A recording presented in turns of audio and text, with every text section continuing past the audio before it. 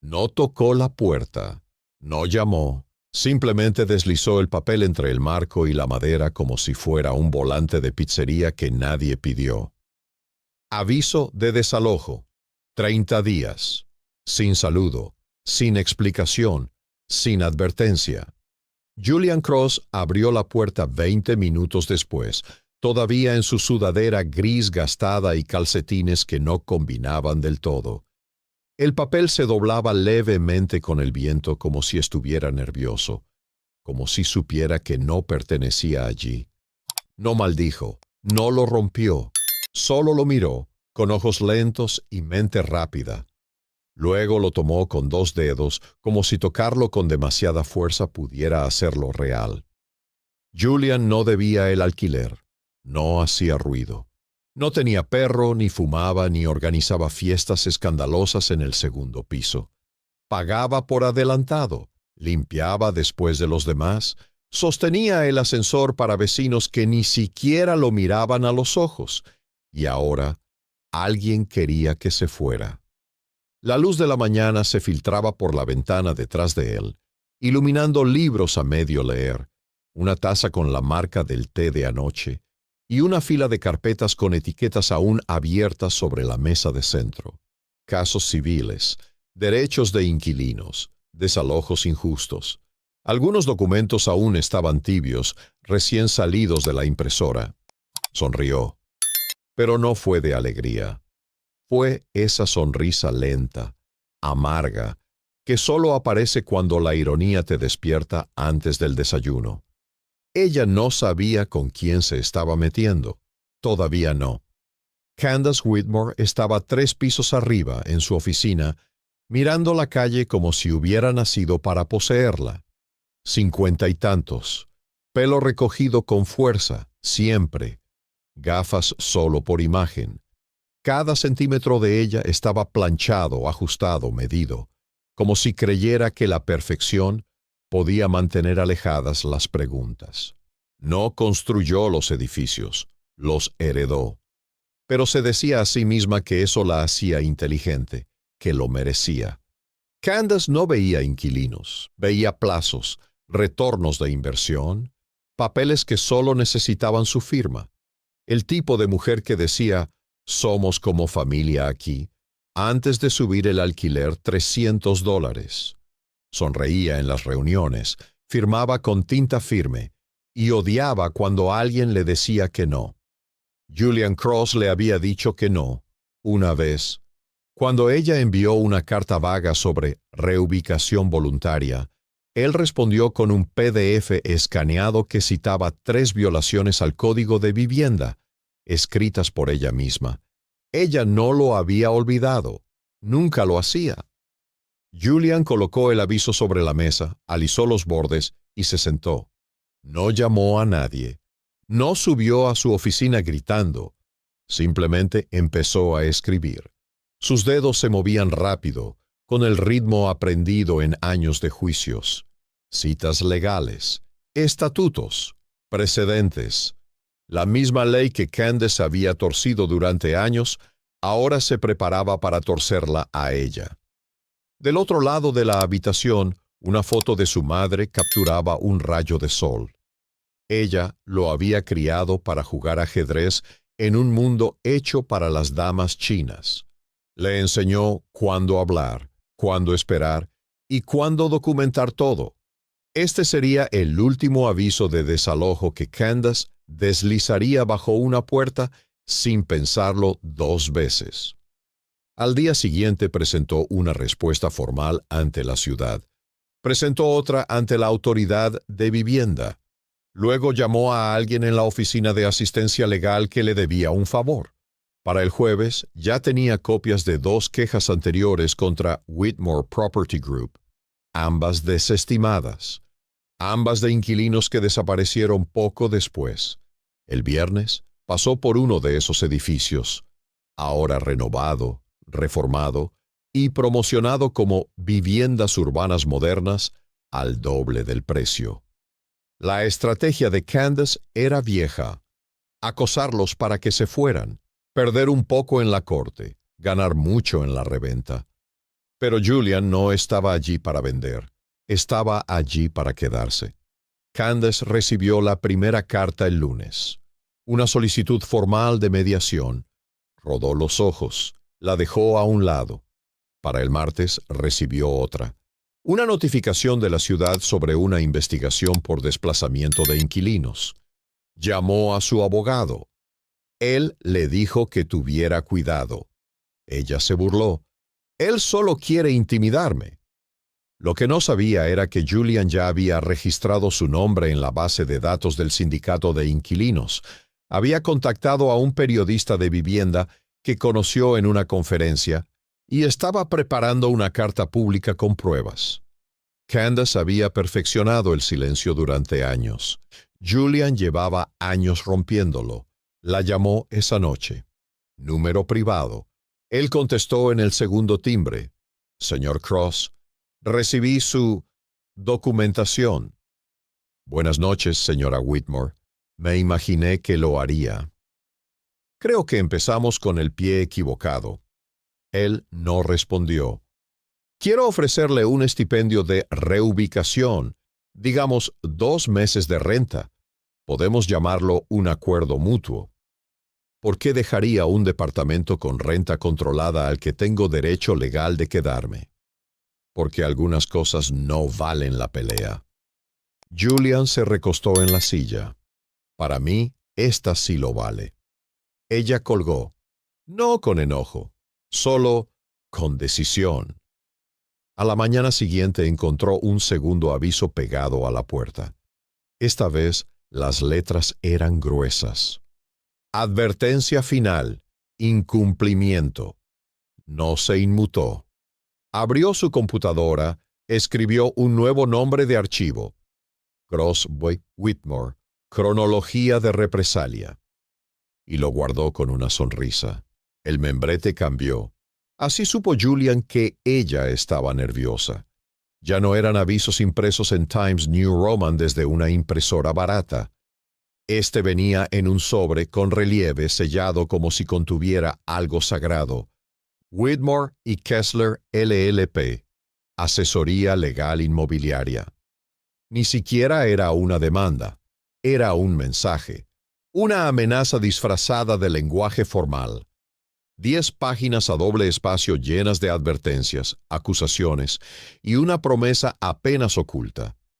Puedes pelear, pero esto ya lo hemos hecho antes. Julian lo leyó 2 veces, luego una vez más en voz alta. Las palabras no lo asustaron, lo afilaron. Ella estaba escalando, lo que significaba que él estaba acercándose. Después de eso, Julian se volvió silencio. Sin correos, sin llamadas, solo movimiento, registros públicos, permisos de construcción, foros de inquilinos donde aún se susurraban historias sobre moho negro y depósitos que nunca fueron devueltos. Visitó 3 edificios más con el nombre de Candace. 2 estaban medio vacíos. Uno tenía ventanas tapiadas y un mural nuevo en el costado, pintado quizás por niños o por artistas intentando reclamar espacio. Tocó puertas, hizo preguntas discretas. ¿Cuánto tiempo te dieron para irte? ¿Te hablaron de alguna infracción? ¿Alguien recuperó su depósito? Escuchó, tomó notas, no solo para su caso, para todos. Para la segunda semana, Julian tenía una carpeta con 4 declaraciones juradas, 6 violaciones al Código de Vivienda ligadas a propiedades de Candace y una captura de pantalla de Yelp donde un inquilino afirmaba haber sido sobornado para irse antes de que se emitiera el permiso de renovación. Colocó cada hoja en fundas plásticas. Las numeró. Candace seguía enviando cartas. Su abogado seguía hablando de incumplimiento. Pero no contaban con el silencio. No de alguien como él. Llamó al supervisor del edificio. Le pidió que revisara el apartamento 2B. El tipo volvió nervioso. Está tranquilo, solo trabajando, en silencio, como si estuviera construyendo algo. A ella no le gustaba eso. Julian no estaba construyendo rabia, estaba construyendo orden. Noches largas convertidas en expedientes, artículos antiguos, estadísticas de desplazamiento. Llamó a una excompañera de clase ahora trabajando en fraudes de vivienda en la ciudad. Ella le envió un memo interno. Candace ya había activado 2 investigaciones menores, cerradas en silencio. No esta vez. La carta de la ciudad llegó un jueves. Aviso de revisión en curso. Investigación sobre prácticas de desplazamiento de inquilinos. No necesitaba ver la cara de Candace para saber que estaba entrando en pánico. Dejó de usar su nombre. Empezó a firmar como administración en todas las comunicaciones. Los avisos se volvieron más fríos, menos personales, como si intentara desaparecer detrás de su propia empresa. Pero Julian no perseguía nombres. Perseguía patrones. Trazó los edificios en un mapa. Fechó cada desalojo. Los comparó con el siguiente anuncio de renta. En casi todos los casos, el alquiler se duplicaba en menos de 30 días. Imprimió el gráfico. Lo pegó en su pared. Al lado escribió con tinta negra: "La ventaja vive en los hechos". Al otro lado de la ciudad, Candace sudaba sobre seda. Su abogado le sugirió recular. Le dijo que Julian no era un activista aficionado, que tenía contactos, que no iba a desaparecer. Ella sirvió vino. Vio bajar el valor de sus propiedades un punto porcentual. Trató de ignorar el correo del sindicato de inquilinos pidiendo una declaración formal. Recordaba cuando los propietarios eran temidos, respetados, cuando la gente se iba sin hacer preguntas. Ahora se organizaban, llamaban a concejales, pedían archivos. Su nombre antes abría puertas, ahora abría investigaciones. Julian seguía con su rutina. Abrigo gris, maletín gastado. A veces tomaba el autobús, saludaba al conductor, pero no iba en piloto automático. Observaba cada tablón de anuncios, cada titular, cada vez que alguien decía: "Esto pasa todo el tiempo". Porque todo el tiempo era exactamente el problema. Una semana antes de la audiencia, organizó una reunión en su apartamento. Llegaron 5 personas, luego 9, luego 14. Trajeron carpetas, copias. Alguien preparó té. Él se paró frente al pizarrón blanco de su cocina y les explicó el proceso paso a paso. «Esto no es sobre un solo apartamento», dijo. «Es sobre los próximos 30». La gente asintió. Algunos se emocionaron. Una mujer sostenía su contrato de arrendamiento como si fuera un salvavidas. Julian no les dijo que lucharan, solo les mostró cómo. El mundo de Candace antes se medía en metros cuadrados. Ahora se medía en nombres, en fechas, en personas que finalmente se quedaban lo suficiente para decir: «Ya basta». El tribunal no se parecía a la justicia. Se parecía a la espera. Aire viciado, pisos rayados, una máquina de café que gruñía más de lo que servía, filas de sillas plegables llenas de gente que ya había perdido demasiado tiempo. Julian se sentó cerca del frente con el maletín sobre las piernas. No estaba nervioso. No realmente. Pero había un peso en su pecho que no se movía ni al exhalar. El secretario llamó su caso como si no fuera nada. Cross contra Whitmore Property Group. Como si no fueran cientos de páginas.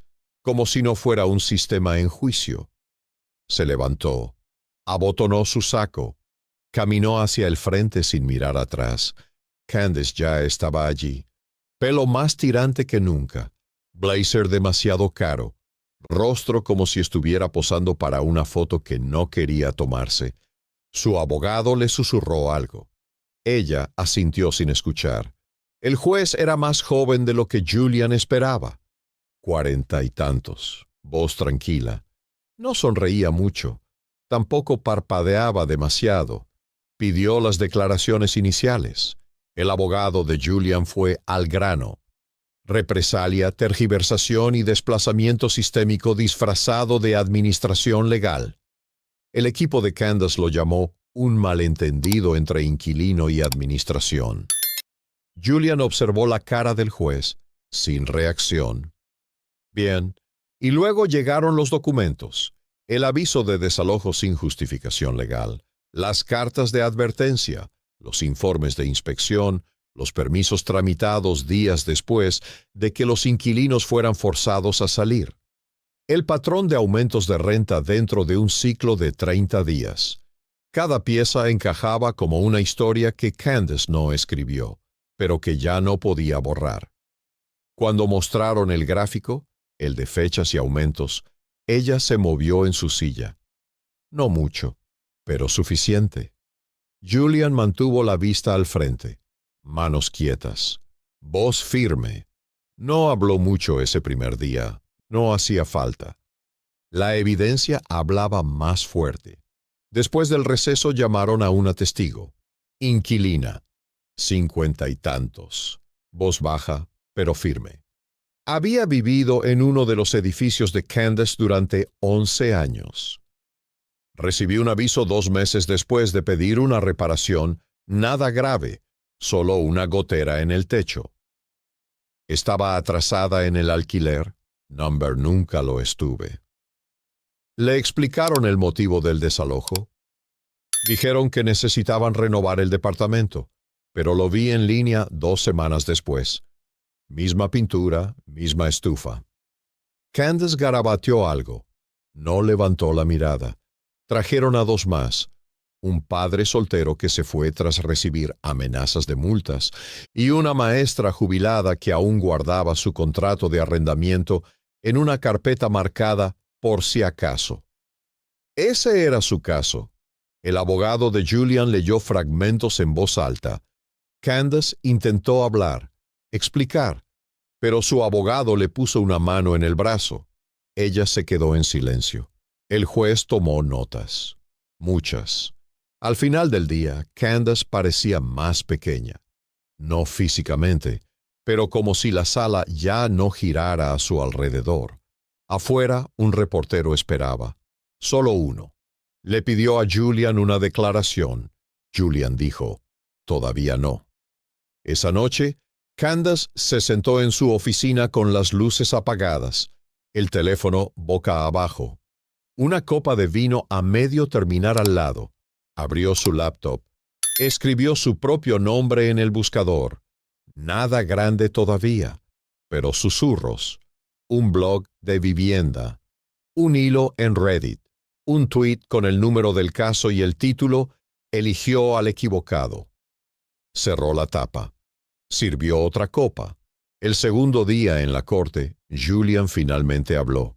Llevó al juez a través de la línea de tiempo. Esto no fue un error. Fue una estrategia, y rentable. Leyó partes de la ley de vivienda justa. Señaló cláusulas de represalia. Describió lo que significa cuando el desalojo se convierte en herramienta, no en proceso. El abogado de Candace objetó. El juez lo rechazó. Julian terminó con una sola línea. No vine por venganza. Vine para que nadie más tenga que memorizar su contrato como si fuera un escudo. La última hora fue silenciosa. Sin más objeciones. Sin más excusas. Candace miraba la mesa. Su abogado hojeaba papeles más lento. Julian cerró su carpeta. Esa parte ya estaba hecha. Ahora tocaba esperar. La mañana del veredicto llegó como un aliento contenido. Las nubes colgaban pesadas sobre el tribunal. Todo se sentía demasiado callado. Incluso los autobuses parecían moverse más lento, como si también esperaran ver qué iba a romperse. Julian llegó temprano. Camisa planchada, zapatos limpios, una carpeta bajo el brazo. Asintió al guardia de seguridad. No sonrió, no frunció el ceño, solo caminó. Dentro, la sala no estaba llena, pero no estaba vacía. Algunos reporteros, un par de vecinos, y la gente que se había sentado en su mesa 2 meses atrás, con ojos temerosos, ahora sentados como si siempre hubieran pertenecido allí. Candace llegó 15 minutos después. Misma postura, misma mirada que decía, esto no es real. Llevaba un blazer color carbón y un pequeño prendedor plateado, pero nada en su ropa podía contener lo que se veía en sus ojos. Escaneó la sala. Vio a la inquilina en la segunda fila. Vio a la coordinadora de vivienda con un bloc de notas. Vio su propio nombre deshilachándose en los bordes. Su abogado se sentó a su lado, murmurándole actualizaciones que ella apenas escuchaba. Había leído los blogs, visto las peticiones en línea, escuchado que uno de sus edificios ahora estaba bajo revisión, pero aún albergaba la esperanza de que esta sala, al menos, eligiera el silencio. Julian no la miró, ni una sola vez. El juez entró, misma voz tranquila, misma expresión impenetrable. Se sentó, abrió una carpeta manila y respiró hondo.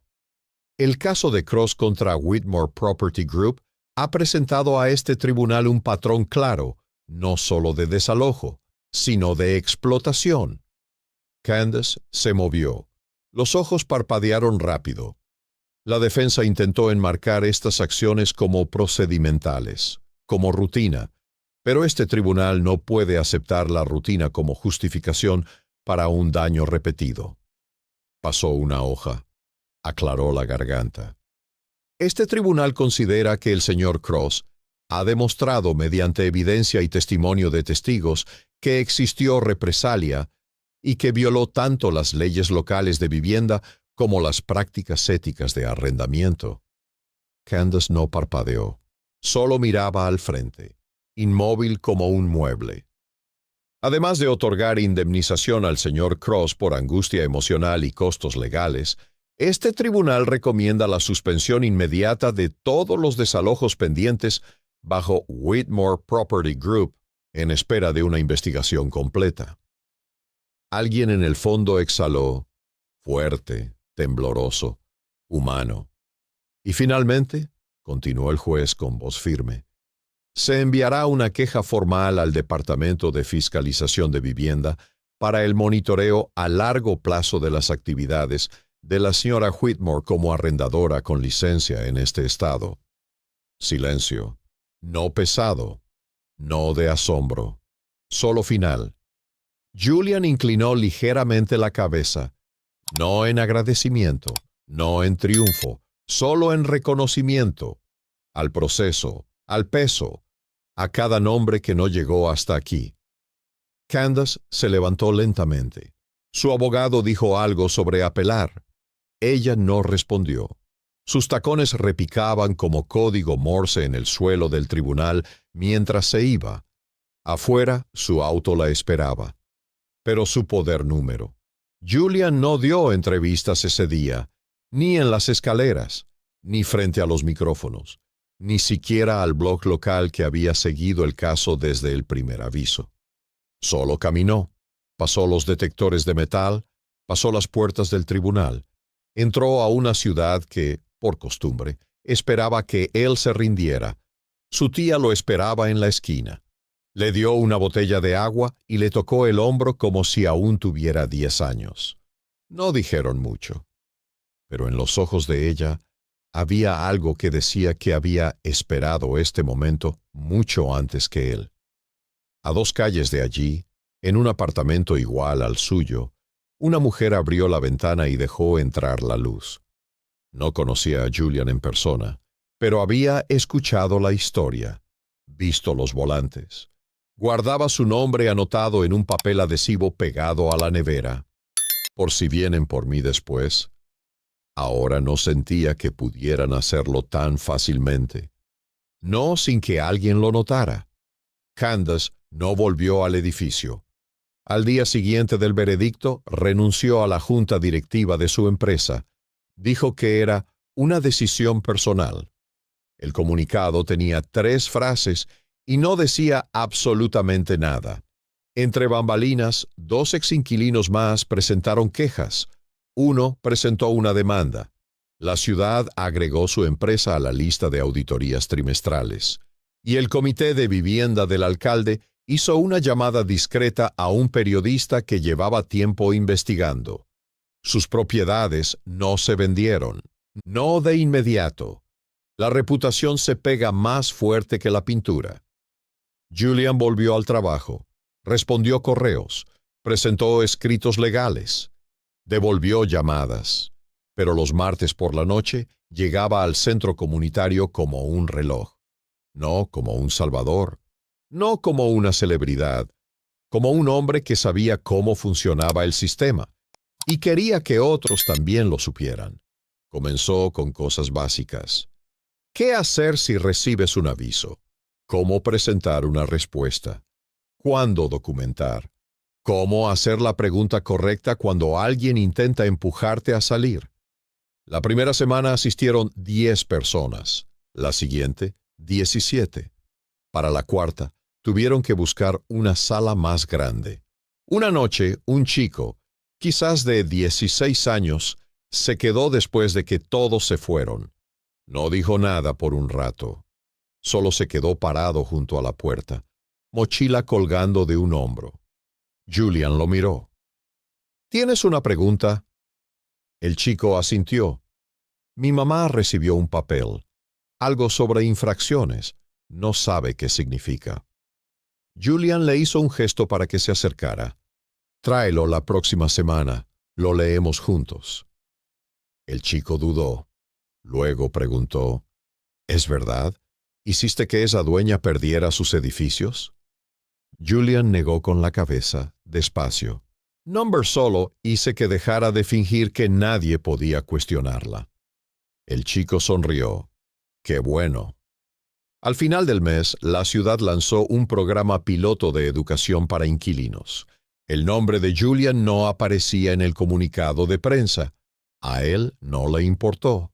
Buscaba cambio, y el cambio había comenzado. No con una protesta, no con fuego, con una carpeta, un archivo, y un hombre que se negó a salir. Luego, un año. El edificio seguía en pie. La renta seguía igual. El nombre de Candace se desvanecía, no borrado, pero recordado de otra forma, en susurros, en manuales de capacitación, en conversaciones donde alguien finalmente decía, no, eso no es legal. Julian se sentó una tarde en su balcón con el sol derramándose sobre los ladrillos del edificio de enfrente. Bebía té, escuchaba a un bebé llorar en algún piso de abajo. Se reía cuando la música de un vecino sonaba un poco demasiado fuerte. No esperaba nada. Ya había hecho lo que debía hacerse. No por gloria, no por venganza, sino por prueba de que el silencio no es la única opción, de que quedarse puede ser tan ruidoso como irse, y que, a veces, lo más peligroso que puedes entregarle a la persona equivocada